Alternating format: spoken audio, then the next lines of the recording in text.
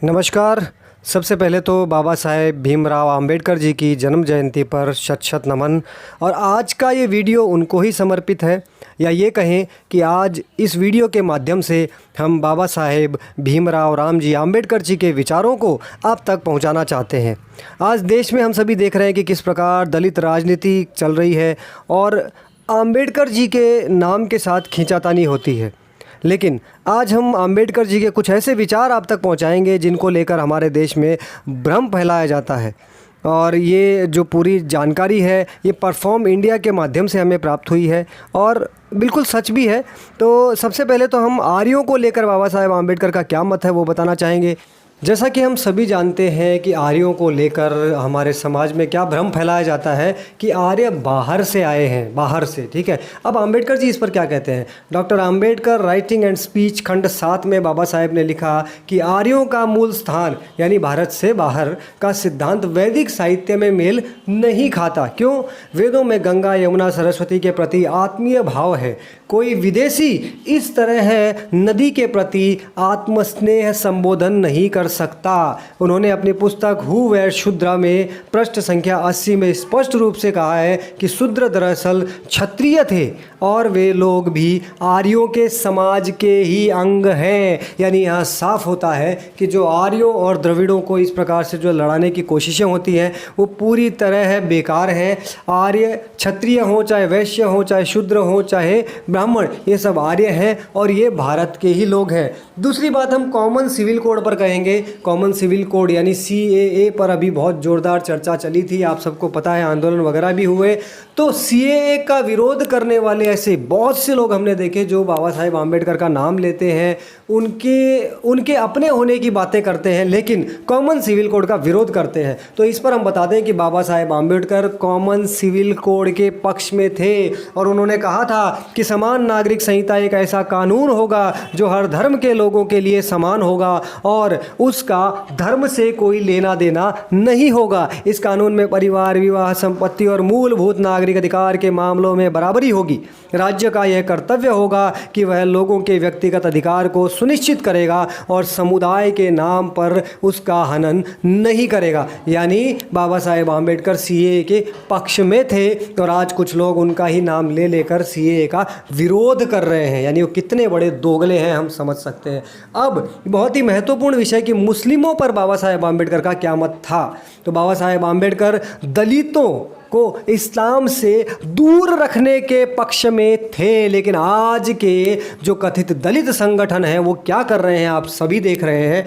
बाबा साहेब आम्बेडकर क्या लिखते हैं तो देखिए, बाबा साहेब आम्बेडकर कहते हैं कि इस्लाम एक बंद निकाय की तरह है जो मुसलमानों और गैर मुसलमानों के बीच जो भेद यह करता है वह बिल्कुल मूर्त और स्पष्ट है। इस्लाम का भ्रातृभाव मानवता का भ्रातृभाव नहीं है। मुसलमानों का मुसलमानों से ही भ्रातृभाव मानवता का भ्रातृभाव नहीं है। मुसलमानों का मुसलमानों से ही भ्रातृभाव है। यानी इन्होंने साफ कहा कि जो मुसलमान हैं उनका गैर मुसलमानों से भ्रातृभाव लगभग नहीं जैसा ही होता है। यह बंधुत्व है परंतु इसका लाभ अपने ही निकाय के लोगों तक सीमित है और जो इस निकाय से बाहर हैं उनके लिए इसमें सिर्फ घृणा और शत्रुता ही है। मुसलमानों में के लिए हिंदू काफिर है और एक काफिर सम्मान के योग्य नहीं है। वह निम्न कुल में जन्मा होता है और उनकी कोई सामाजिक स्थिति नहीं होती। इसलिए जिस देश में काफिरों का शासन हो वह मुसलमानों के लिए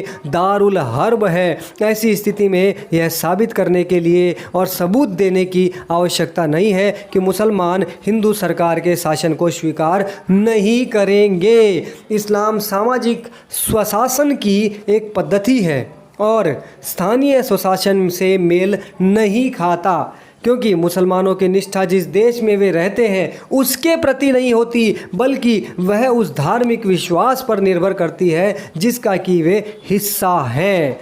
भारत के मुसलमानों में समाज सुधार का ऐसा कोई संगठित आंदोलन नहीं उभरा जो इन बुराइयों का सफलतापूर्वक उन्मूलन कर सके। हिंदुओं में भी अनेक सामाजिक बुराइयां हैं परंतु संतोषजनक बात यह है कि उनमें से अनेक इनकी विद्यमानता के प्रति सजग हैं और उनमें से कुछ उन बुराइयों के उन्मूलन हेतु सक्रिय और तौर पर आंदोलन भी चला रहे हैं। दूसरी ओर मुसलमान यह महसूस ही नहीं कर रहे कि ये बुराइयां हैं, यानी वो अपनी बुराइयों को महसूस ही नहीं करते, और जब महसूस ही नहीं करते तो उस बुराइयों को ख़त्म करने की कोशिश कैसे करेंगे। परिणामतः वे उनके निवारण हेतु सक्रियता भी नहीं दर्शाते। इसके विपरीत वे अपनी मौजूदा प्रथाओं में किसी भी परिवर्तन का विरोध करते हैं। आप देख रहे हैं, चाहे वो हिजाब का मामला हो, चाहे 3 तलाक का मामला हो, हलाला का मामला हो, हमेशा वो इन गलत प्रथाओं का भी विरोध करते ही आए हैं। और सीएए का विरोध भी इन्होंने किया, जो कि आम्बेडकर साहब सही ठहरा रहे थे। अब बात करेंगे 370 की, तो धारा 370 वैसे तो हट चुकी है, इस पर ज़्यादा बात करने की आवश्यकता नहीं है, लेकिन बाबा साहेब आम्बेडकर धारा 370 के पक्ष में नहीं थे, बल्कि वो इसके विरोध में थे। आप ये आर्टिकल पढ़ेंगे तो उससे आपको पता चल जाएगा। अब आखिर में हम बात करते हैं देश के बंटवारे पर बाबा साहेब आम्बेडकर का क्या मत था। तो डॉक्टर बाबा साहेब आम्बेडकर एक और जहां समाज में दलितों के उत्थान के लिए लगातार काम कर रहे थे, वहीं वे तत्कालीन सियासत और वक्त दोनों पर पूरी नज़र रखे हुए थे। अपने मत को वे अपने तर्कों के जरिए सिद्ध करते और महात्मा गांधी, जवाहरलाल नेहरू, मोहम्मद अली जिन्ना जैसे नेताओं की भी आलोचना करने में नहीं चूकते थे। बाबा साहेब का तीनों ही नेताओं से कई मुद्दों पर विरोध और असहमति रही, लेकिन सबसे बड़ा और अहम मुद्दा जिस पर बाबा साहेब विरोध में थे वो था भारत का विभाजन। वे देश को अखंड देखना चाहते थे, इसलिए वे भारत के टुकड़े करने वालों की नीतियों को बर्दाश्त नहीं कर पाए और उसका ज़बरदस्त आलोचना की। भारत को 2 टुकड़े में बांटने की ब्रिटिश हुकूमत की साजिश और अंग्रेज़ों की हाँ में हाँ मिला रहे, इन तीनों ही भारतीय नेताओं में से वे इतने नाराज़ थे कि उन्होंने बाकायदा पाकिस्तान के विभाजन को लेकर एक पुस्तक थॉट्स ऑन पाकिस्तान लिखी, जो बहुत ही चर्चा में रही। ये पुस्तक सबको पढ़नी चाहिए, हु इज़ शूद्रा और थॉट्स ऑफ पाकिस्तान। ये 2 पुस्तकें सभी को पढ़नी चाहिए ताकि आप बाबा साहेब आम्बेडकर और उनके विचारों को अच्छे से समझ सकें। खासकर हम उन दलित भाइयों से निवेदन करेंगे जो बाबा साहेब आम्बेडकर का नाम लेकर आगे बढ़ रहे हैं, वो ज़रूर बाबा साहेब आम्बेडकर की इन 2 पुस्तकों को पढ़ें और किसी के बहकावे में आकर उल्टे सीधे नारे लगाकर अपने आप को बर्बाद ना करें।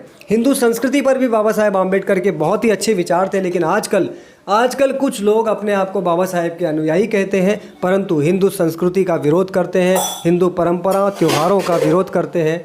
बाबा साहेब ने हिंदू धर्म का कभी विरोध नहीं किया, बल्कि हिंदू धर्म में कुछ ऊपर से आई हुई कुरीतियों का विरोध किया, और विरोध बनता भी है। लेकिन आज बाबा साहेब का नाम ले लेकर कुछ लोग हिंदू धर्म, संस्कृति और त्योहारों का विरोध कर रहे हैं, जो पूरी तरह गलत है। और वो ऐसे लोग हैं जो नाम तो बाबा साहेब का लेते हैं, लेकिन वास्तव में बाबा साहेब आम्बेडकर को वो ना जानते हैं, ना समझते हैं, और ना ही उनकी लिखी हुई पुस्तकों को पढ़ते हैं। तो आज ये वीडियो बाबा साहेब को समर्पित रहा, एक ऐसे व्यक्ति जो राष्ट्रवाद के मत का हमेशा समर्थन करते रहे।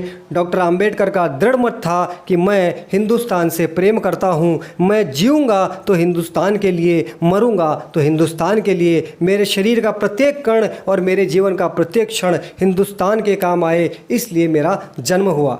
खैर, ये पूरी कुछ बातें, कुछ विचार उनके हमने आप तक पहुंचाए। अच्छे लगे तो इसे अधिक से अधिक शेयर करें ताकि सत्य लोगों तक पहुंचे, बाबा साहेब भीमराव रामजी आम्बेडकर के विचार लोगों तक पहुंचे, और जो व्यक्ति वास्तव में सही है, जिसे भटका दिया गया है, वो इन विचारों को सुनकर सही मार्ग पर आ सके। जय श्री राम, वंदे मातरम, भारत माता की जय।